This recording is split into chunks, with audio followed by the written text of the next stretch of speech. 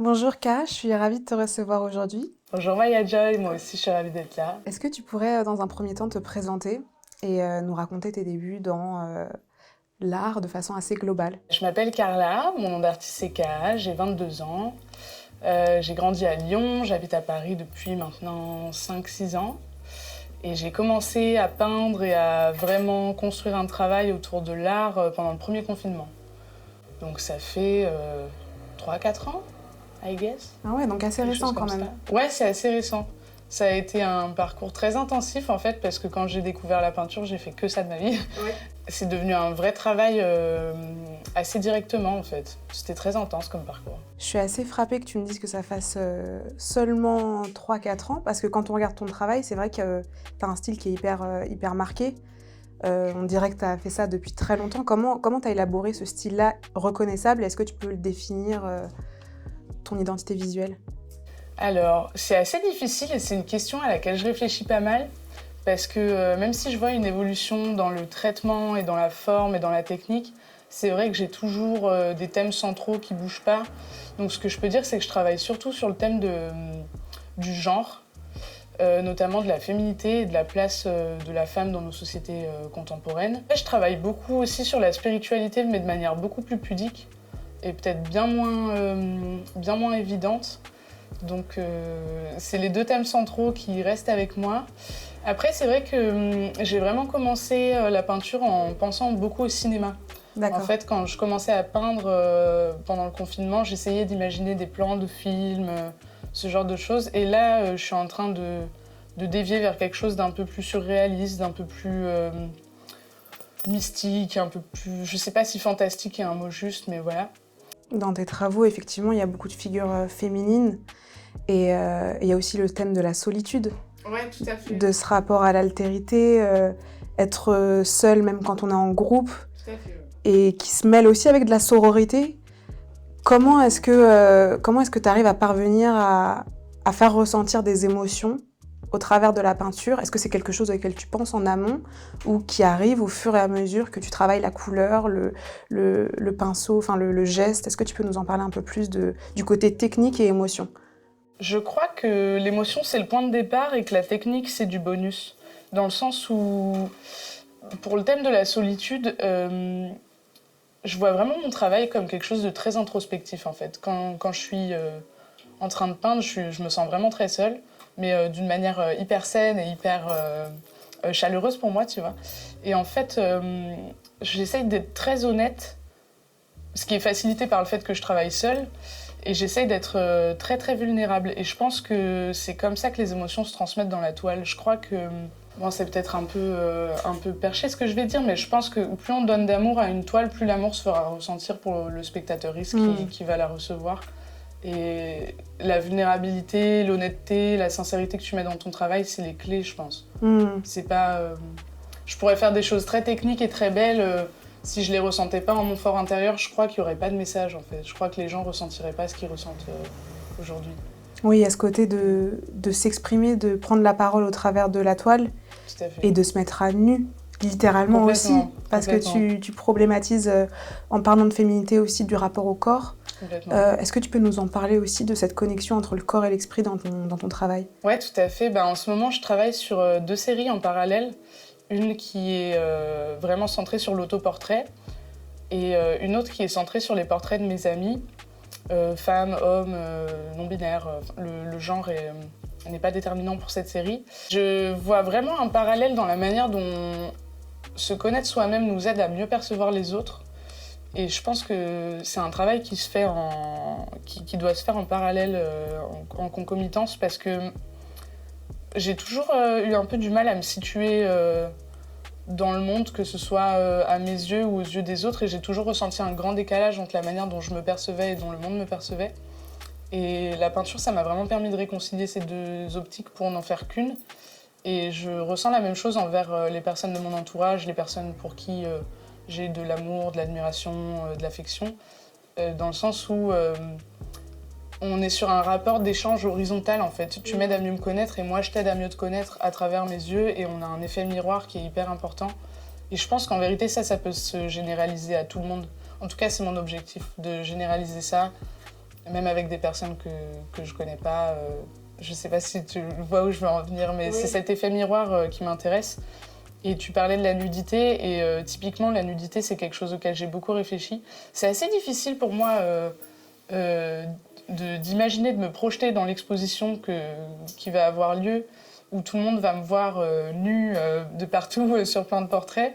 Je pense que ça va être quelque chose de compliqué à gérer, mais en même temps j'ai l'impression que c'est un gage de vulnérabilité parce que partir de l'autoportrait, notamment dans la nudité, c'est assumer que mon art il engage que moi, tu vois. Et qu'en fait, je vois vraiment la pratique artistique comme une recherche et comme un... C'est pas un je sais, c'est je crois. Tu vois, c'est un peu un gage de foi pour moi. Je pense, tu vois, aux autoportraits de Frida Kahlo, aux autoportraits de Nadia Lee Cohen ou même de Claude Cahun, dont on reparlera sûrement après, mais pour moi, l'autoportrait, c'est vraiment partir de soi pour tenter d'atteindre le plus grand nombre. Et je crois que ça marche très bien, en fait. Est-ce que tu dirais que c'est une façon de te définir ou de te redéfinir sous tes propres termes, là où tu dis que parfois il y a une dichotomie entre ce que les gens voient de toi et ce que toi tu es ou ce que tu aimerais être, ou est-ce que plutôt c'est finalement une quête, tu vois, des questions qui restent en suspens, et je vous propose un autoportrait qui est la façon dont moi je me perçois, ou dont un sujet, je vais iconiser la question de la féminité, du genre, du rapport au corps aussi par la nudité, et on ouvre la discussion ensemble. Complètement, parce qu'il n'y a rien de figé en fait. Surtout dans l'art et surtout dans l'autoportrait, c'est que moi j'adorerais, tu vois, faire des autoportraits tout au long de ma vie, voir mon corps changer, peindre mon corps nu à 60 ans, à 80 ans. Et donc t'es toujours en mutation, tu peux pas dire là c'est figé, je suis telle personne.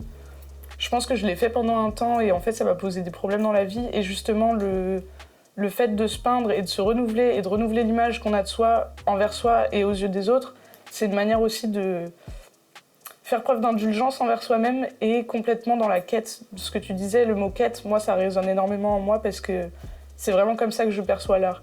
C'est une quête non seulement de profondeur, mais aussi du divin quelque part pour moi. Et je crois que tout ça, ça passe par le soi en fait. En tout cas pour ma personne, c'est comme ça que je l'ai vécu. Après évidemment, chacune a ses pratiques, mais c'est vraiment comme ça que je le vis, comme une quête sans fin, dont j'espère ne jamais m'attarder à un endroit alors que je pourrais aller visiter d'autres horizons. Je voulais revenir sur le caractère de s'approprier une œuvre, du fait que une fois que tu l'as donnée, c'est un don de toi et elle t'appartient plus quelque part parce qu'elle existe dans le regard de l'autre qui l'interprète avec des clés de lecture qui peut-être n'avaient été à des années-lumière de ce que toi t'avais vu. Et je voulais que tu nous parles de tes références parce que du coup tu as des références qui sont cinématographiques dont tu as parlé. Quelles sont-elles ? Et est-ce qu'il y a parfois un clivage entre des inspirations visuelles, par exemple un film qui va avoir, je dis n'importe quoi, un personnage masculin en premier plan, et pourtant toi tu vas partir de ça pour en faire une œuvre qui traite du genre, de la place des femmes dans la société? Bah, c'est complètement pertinent ce que tu dis parce que je suis un peu dans cette dichotomie souvent. Bon, je vais être obligée de parler de Takeshi Kitano comme d'habitude, mais c'est vraiment ma première inspiration. Donc c'est un réalisateur japonais qui a fait beaucoup de choses dans sa vie, qui a commencé sa carrière en tant que comique à la télé et qui en fait un jour a dit moi je vais faire des films, et en fait il a fait ce que moi je considère comme les plus beaux films que j'ai vus de ma vie, quoi. Et en fait il travaille beaucoup sur la solitude, le silence et la contemplation avec un rythme qui je pense se retrouve toujours dans mes tableaux. Où en fait, dans beaucoup de ces films, je pense notamment à Anabi, qui est mon film référence, qu'il restera probablement pendant des dizaines d'années. C'est un rythme très binaire de moments de latence et de calme profond, d'introspection profonde, et un pic de violence, et puis on retombe au calme. Et j'ai l'impression que souvent mon travail, je le vois comme ça, parce que je suis dans des états un peu presque léthargiques parfois, tu vois. T'es tellement absorbé par ce que tu fais, t'en arrives à être dans un état de méditation hyper intense. Et d'un coup, je rencontre une difficulté et d'un coup, j'ai envie de changer de direction. Et d'un coup, je sais pas pourquoi, je vais faire une tache de sang sur le lit, sur un tableau où il y a juste une femme dans sa chambre, tu vois. Et je sais pas si c'est clair ce que je raconte, mais en tout cas, je pense que ce genre de choses, ce genre de petits troubles dans la sérénité, c'est quelque chose qui m'a vraiment été inspiré de Kitano. Et pour moi, c'est assez similaire à ce que je ressens dans la vie, tu vois. Et la peinture, ça a vraiment été un moyen thérapeutique pour moi de le faire. Après, pour ce que tu disais sur la question du genre, c'est vrai que le cinéma est par excellence un milieu dominé par les hommes. CF Adèle Haenel, à qui je fais mon plus gros big up. Merci Adèle Haenel d'exister. Il y a toute cette question-là qui, moi, m'a beaucoup taraudée parce qu'en fait, c'était un peu mon rêve dans la vie de faire du cinéma pendant des années. Et l'idée pour moi de me réapproprier les films que j'ai vus qui sont hyper dominés par le patriarcat, par le male gaze, et en fait de transformer ça en female gaze, ça a été hyper libérateur parce que j'ai trouvé ma place dans un monde qui ne voulait pas nécessairement de moi, et en plus en changeant de domaine. Enfin, je sais pas, je pense que je me suis créé une petite niche de safe place dans ma peinture qu'il aurait été difficile de créer dans le cinéma. Et de la même manière, je suis très inspirée par la littérature. Et en fait, l'autre jour, j'ai réfléchi. Malheureusement, mes écrivains préférés, pour la plupart, c'est des hommes. Mais c'est aussi du fait que j'ai été bien moins exposée à la littérature dite féminine, en tout cas des livres qui sont écrits par des minorités de genre et des minorités sexuelles, parce qu'il y en a moins. En tout cas, moins visible. En tout cas, bien moins visible, tout à fait. Et en fait... je crois que la peinture, c'est la même chose, tu vois. Moi, je fais de l'histoire de l'art, c'est la même chose, on est dans la même galère. Et ça a été hyper important pour moi de me nourrir de ces réflexions qui ont été dominées par les hommes. Parce qu'en fait, c'est des réflexions qui sont intéressantes et qu'il faut avoir. Et en fait, de les reféminiser et de les réactualiser. C'est comme l'impact des cultural studies de Stuart Hall ou des queer studies... de qui tu veux, c'est une réactualisation du savoir qui l'enrichit en fait. Et ça revient quelque part, peut-être de manière tortueuse, mais ça revient un peu pour moi à ce qu'on disait sur le don de l'œuvre, c'est que moi je pars d'un point de vue qui est un point de vue féministe intersectionnel hyper engagé spécifiquement dans un message politique, et pour autant la manière dont ces œuvres-là sont appropriées par le public vient les enrichir, tu vois. Et en fait, c'est hyper important d'avoir ces espèces d'allers-retours entre les pensées et les interprétations, que ce soit dans la littérature, le cinéma ou dans l'art. Je pense que c'est hyper enrichissant et moi, c'est vraiment ce que je voulais faire dans mon travail, quoi.